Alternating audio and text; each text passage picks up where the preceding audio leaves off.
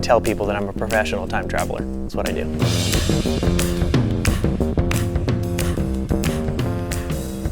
This museum is very special because, to my knowledge, we're the only museum that is tactile with classic cars, meaning in our showroom we allow our guests to get into the vehicles, experience them as their original owners would have. Every Sunday we take 3 different cars out of the collection and we will take our guests for a ride. You go through the gears, you get up to about 40 miles an hour, so you get to experience what it was like.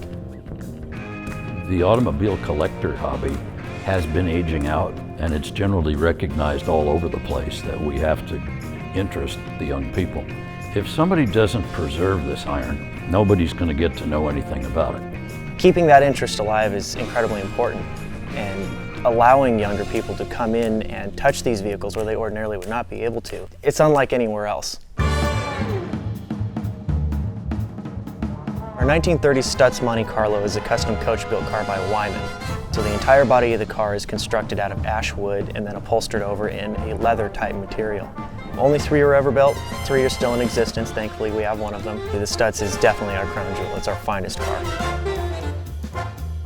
The car does make a dramatic statement. It definitely draws a lot of attention. A lot of people ask, well, has it been shopped? Is it custom? Is it this? Is it that? No, that's the way it came. That's just the beauty of a Weymann coach-built car. You take a look at a piece, an engine accessory, and it's done by an artist. It's literally a work of art. When you drive it, you feel like an absolute emperor. It's an incredible automobile. There is nothing finer than being in that vehicle.